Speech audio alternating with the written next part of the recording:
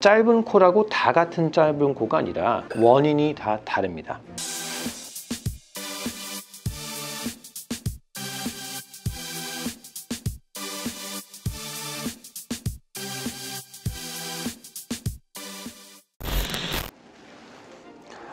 안녕하세요. 아시아에서 환자를 최우선적으로 생각하는 성형외과 전문의 김한조라고 합니다. 오늘은 짧은 코에 대한 얘기를 좀 해보려고 합니다.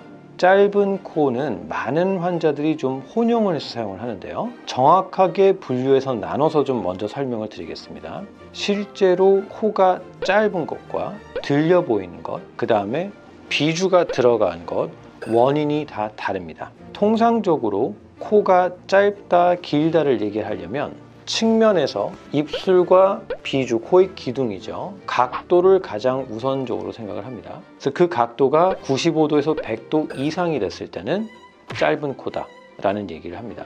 그 짧은 코는 아래에 있는 날개 연골을 위에 있는 연골에서 분리시켜서 내린 다음에 고정을 시키는 수술이 필요하죠. 우리가 이제 밑에 있는 날개 연골을 위에서 분리를 시킵니다.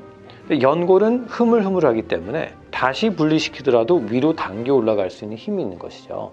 그래서 어떠한 다른 강한 연골로 밀어내줘서 고정을 해야 되는 것인데, 보편적으로 비중격 연장술이라고 해서 기존에 있던 비중격에서 늘려서 연장해서 고정하는 방법이 있고, 101 성형외과의 백무영 원장님께서 개발하신 디로테이션 그래프트라고 해서 위에 있는 연골에서 귀연골을 이용해서 위에서 당겨서 내려주는 수술, 두 가지 방법으로 나눠서 생각을 할 수가 있습니다.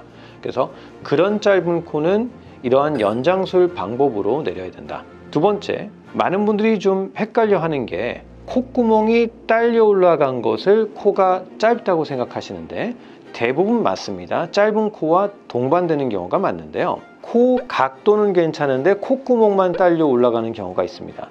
그런 경우에는 코 길이 연장을 해주는 것이 아니라 콧구멍을 비공 내리는 수술을 해야 되는 것이죠. 그런데 그 비공 내리는 수술도 비공이 가운데 쪽이냐 중간이냐 바깥쪽이냐에 따라서 수술하는 방법이 좀 달라지게 됩니다. 그 원인의 분석에 따라서 위 연골에서 아래 연골을 마찬가지로 분리를 해서 그 사이 공간을 뭔가로 채워주는 수술, 아니면 바깥쪽에서 밀어내주는 테크닉 등 여러 가지 방법으로 우리가 수술을 하게 됩니다. 마지막으로 비주가 각도가 들어가 있는 것도 코가 짧아 보이는 원인 중에 하나가 될 수 있는데요. 비주가 들어가는 것은 비주를 내주는 수술을 하게 되죠.